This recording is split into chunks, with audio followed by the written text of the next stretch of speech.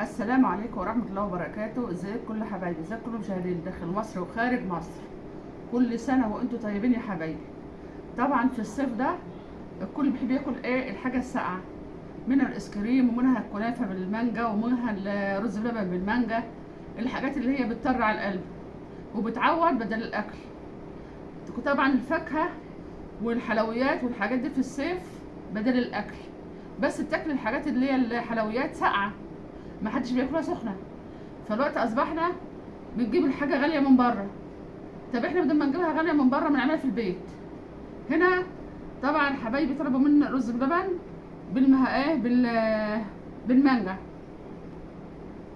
بالمانجا. طبعا يا حبايبي بدل ما نروح نشتريها بره غاليه بال 200 و 300 جنيه، واحده زي كده ب 300 جنيه و 200 جنيه، لا احنا نعملها في البيت احسن. لو عندك حبايه مانجا بتعمليها بالطريقه دي. ازاي بقى يا حبايبي؟ طبعا الحبايب اللي ما يعرفوش لسه ان في المطبخ الرز بلبن بيتعمل ازاي.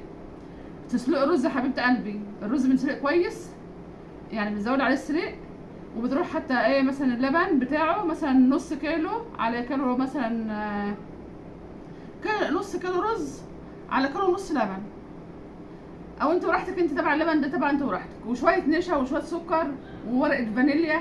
يعني الحاجات دي سهله جدا. لا الحبايب اللي ما يعرفوش يعملوا رز بلبن سهل جدا جدا، وعايز تعرف طريقته خش على يوميات خير سطحنا، هتلاقي ان انا عامله رز بلبن لوحده. عارفه طبعا طريقته، طبعا كل معظم الناس عارفه طريقه رز بلبن، بس بقى الزياده اللي هنعملها النهارده ان احنا جايبين مانجا وجايبين حاجات عشان نحطها في التلاجة تبقى ساقعه وتتاكل حلوه. هنا عندنا هريسه او بسبوسه او اي حاجه انت عندك حلوه عشان تفرح عيالك، بدل ما يروحوا يجيبوها غاليه والكلام ده، لا طب انا اعملها في البيت ما تكلفنيش. هنا يا حبايبي هنا طبعا انا جايبه بسبوسه اهيت، وهنا مانجا. هوريكم طريقه بقى العمايل يا حبايبي عشان ما تكلفوش من بره خالص، يعني ما تحاولوش تشتروا من بره. طبعا اكل البيت جميل جميل احسن من بره 100 مره، بقى اقل في البيت نضيف، بدل ما يقف على الزباب بره لو اعلم بره يبقى شكله وارخص، وتكلفي يبقى عندك كل حاجه بسيطه كده هتكلفي. طبعا احنا ايام الموسم بتاع المانجا الايام دي، ومتاح ان انت تعملي اي حاجه بقى بالمانجا، جيلي ماشي، تعملي عصير ماشي، تعملي مثلا كنافه ماشي، تعملي مثلا عندك شويه كيكه مثلا قدام ولا حاجه، ممكن تحط عليهم مانجا ومهلبيه، اي حاجه متقبل ليها. فانا دلوقتي قلت اوريكم معايا على حيث انتوا تعملوا الحاجات الجميله دي. اهو يا حبايبي اللهم صل على سيدنا محمد. بص يا حبايبي هعمل ادي واحده كده، اللهم صل على سيدنا محمد،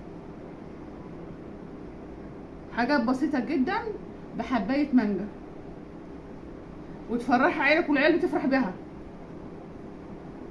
اهو يا حبايبي تروح عامله كده اهي بالطريقه دي، سهله جدا. طبعا انا بعمل الحاجات دي وانت شكلي براحتك، انت ده تبقى حاجات اكنك بترسمي. هنا بردك لو عاوزه من غير اي حاجه اهو بردك بتعملي بالطريقه دي. انا بعمل لك كل الاشكال اللي انت عاوزاها كده يا حبايبي اهو، اصلا بردك اصناف زي ما انت عاوزه. هنا بردك بتعملي المانجا صافيه، لو ما عندكش مثلا بسبوسه او هريسه. احنا بنتكلم عشان ايام دي المصايف بقى، واللي بيروح يجيب هريسه وبيجيب حلويات والكلام ده، ولا بيجيله هديه ولا بيجيله اي حاجه، فطبعا بيشكل. اهو يا حبايبي اللهم صل على سيدنا محمد. اهو يا حبايبي الحاجات الجميله دي كده يا حبايبي. واحده ثانيه اهي، حاجات بصوا يعني بسيطه جدا وتفرحك. طبعا هتحطها في الثلاجه، حبات تاخدي واحده تفطري بيها، حبات تحلي، حبات تفرحي عيالك. ممكن لو عندك مثلا حته طراوه وانت قاعده ياكلوا فيها في السهره، يعني حاجات تفرح الواحد وفي نفس الوقت رخيصه بدل ما تشتريها مثلا ب 200 300 جنيه من بره. يعني انا اعرف حاجه زي كده بتتباع ب 300 جنيه بره، حرام. احنا نعملها في ايدينا، بايدينا احسن كده، وحاجات جميله. وهنا بصي لو عندك طفل صغير بتحبي تفرحيه، علبه زي دي.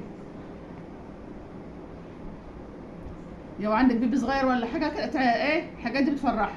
اهو يا حبايبي انا حبيت طبعا اوريكم عمايل ام زياد.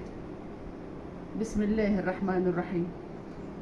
طبعا يا حبايبي انا بوريكم بقى طبعا الاشكال اللي انتوا عايزين دي، زي لوحه ورد بتعمليها انت، بترسمها بنفسك. عاوزه تعملي الاشكال اللي انت عاوزينها، بس بتدخلي. ولو عندك كيكه وعايزه تعملي كيكه ورز بلبن وتحط عليها مانجا، بتبقى تحفه تحفه.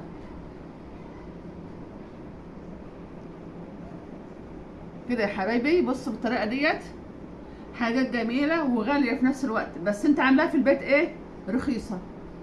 ايه رايكم في اللوحه الجميله دي؟ حد جالك تقدمش، ده تنفع تتاكل ساقعه وتطر على القلب.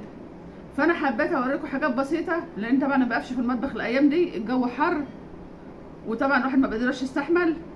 بالطريقه دي يا حبايبي. دلوقتي يا حبايبي طبعا هي زي ما وريتها لكم اللوحه ديت بقى جميله ازاي، وتفرحوا عيالكم وبارخص ثمن. ومحدش ينسى حبايبي يعمل اشتراك، اللي شفنا اول مره يدوس على الاشتراك عشان يفعل الجرس يوصل له كل جديد. وبشكر طبعا حبايبي اللي متابعيني، والف الف مليون شكر، ويجعله في ميزان حسناتكم ويديكم اللي نفسكم فيه يا رب. واقول لكم يا حبايبي السلام عليكم ورحمه الله وبركاته يا كل حبايبي.